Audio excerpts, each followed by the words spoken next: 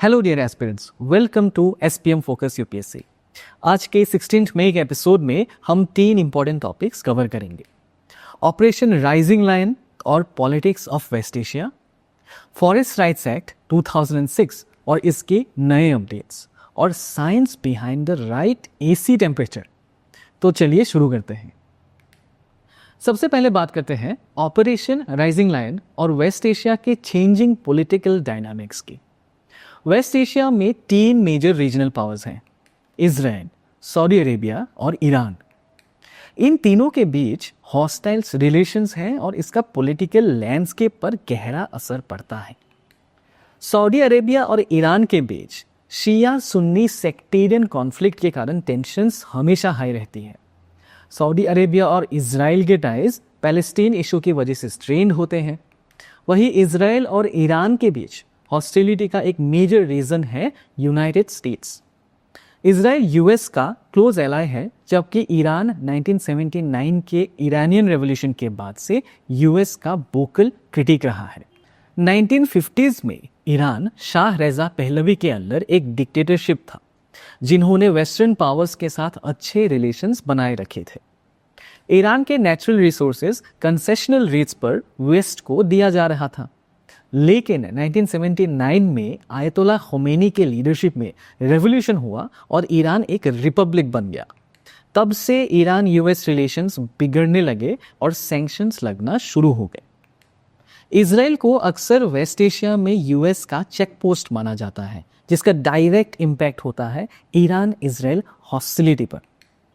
अब बात करते हैं करंट डेवलपमेंट की। इजराइल ने रिसेंट ईयर्स का अपना सबसे बड़ा एम्बिशियस मिलिट्री ऑपरेशन लॉन्च किया है अगेंस्ट ईरान। इस ऑपरेशन का नाम रखा गया है ऑपरेशन राइजिंग लायन। इसके टारगेट्स थे ईरान की मिलिट्री इंफ्रास्ट्रक्चर, मिसाइल फैसिलिटीज और nuclear sites, specially Natanz nuclear facility.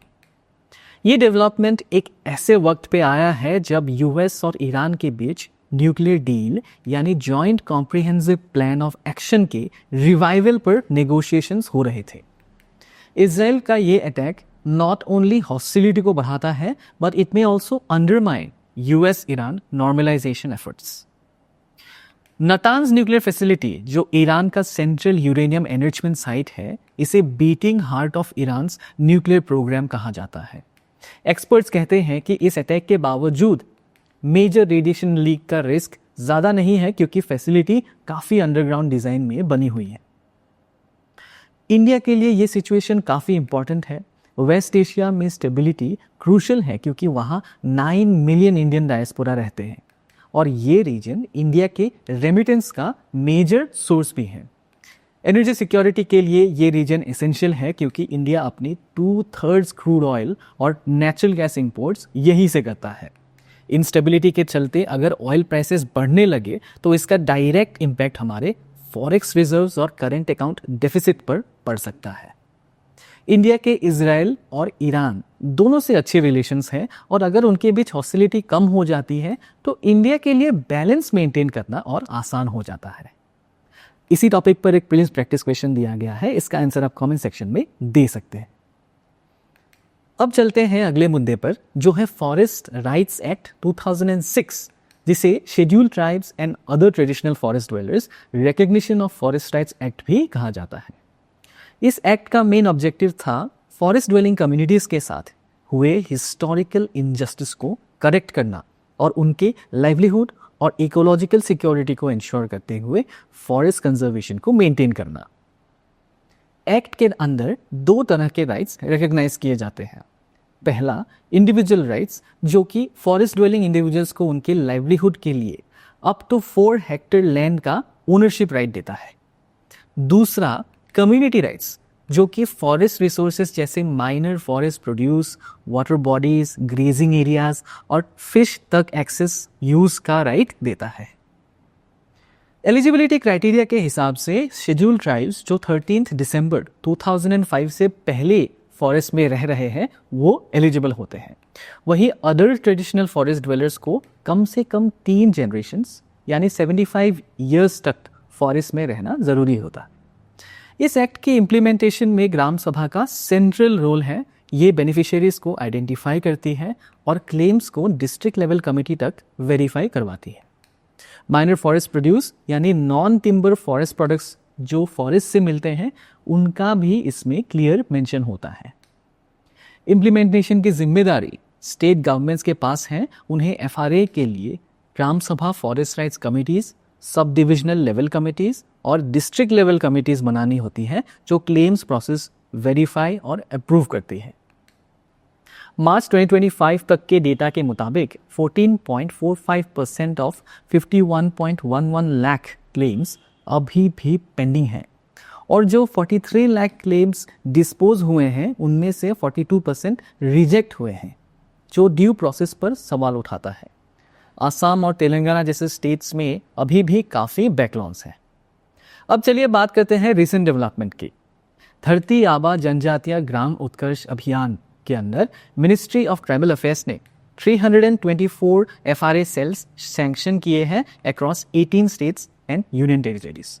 इसमें से 294 डिस्ट्रिक्ट लेवल पर हैं जिनके लिए हर एक को 8.67 लाख एलोकेट किया गया है और 30 स्टेट और यूटी लेवल पर है जिनको 25.85 लाख मिल रहे हैं।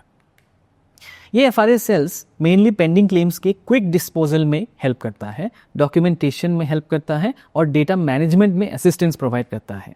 और ये एग्जिस्टिंग लीगल फ्रेमवर्क्स जैसे डीएलसीज, एसडीएलसीज और एफआरसीज में इंटरफेयर नहीं करेगी। हालांकि कुछ कंसर्न्स उठाए गए हैं कि क्या एक पैरेलल मैकेनिज्म यहाँ पे बन रहा है। गवर्नमेंट ने क्लैरिफाई करते हुए कहा है कि ये सिर्फ असिस्टेंस देंगे और कोई लीगल अथॉरिटी रिप्लेस नहीं करेंगे। धरती आबा यानी बिरसा मुंडा के नाम पर यह अभियान 2024 में लॉन्च किया गया था। बिरसा मुंडा को ट्राइबल कम्युनिटीज़ में काफ़ी रिस्पेक्ट दिया जाता है और उन्हें फादर ऑफ द अर्थ के नाम से भी जाना जाता है। इसी टॉपिक पर एक प्रिंस प्रैक्टिस क्वेश्चन दिया गया है, इसका आंसर आप कमेंट सेक्शन में दे सकते हैं। आगे बढ़ते हैं अगली टॉपिक की तरफ जिसका कनेक्शन है साइंस और पब्लिक हेल्थ से। यूनियन मिनिस्ट्री ऑफ पावर ने प्लान बनाया है कि नए एयर कंडीशनर्स का टेम्परेचर रेंज 20 डिग्री से 28 डिग्रीज के बीच रखा जाएगा और साथ ही एयर कंडीशनर्स को डिफ़ॉल्ट टेम्परेचर 24 डिग्रीज पर सेट करने का प्रपोजल भी दिया गया है। इसका ऑब्जेक्टिव है एनर्जी सेविंग्स और पब्लिक हेल्थ बेनिफिट्स।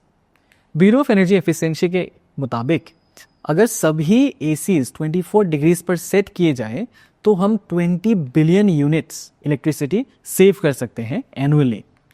साइंटिफिकली देखा जाए तो हर 1 degree increase in AC temperature से लगभग 6% एनर्जी सेविंग्स होती है, क्योंकि जब एसी 30 डिग्रीज का हवा को 18 डिग्रीज तक कूल कर देता है तो ज़्यादा एनर्जी कंज्यूम होता है।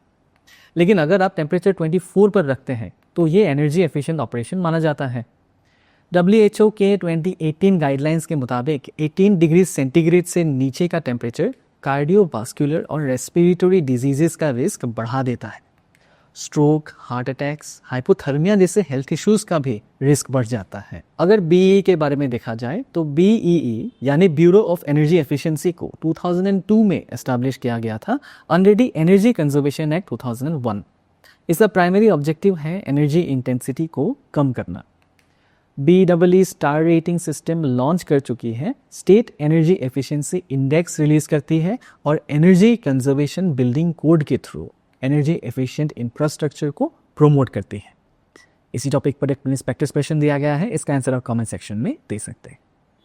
तो डियर एस्पिरेंट्स, ये थे आज के करंट अफेयर्स के मेजर अपडेट्स। आज के लिए वोट ऑफ द डे है states are not moral agents, people are and can impose moral standards on powerful institutions by Noam Chomsky.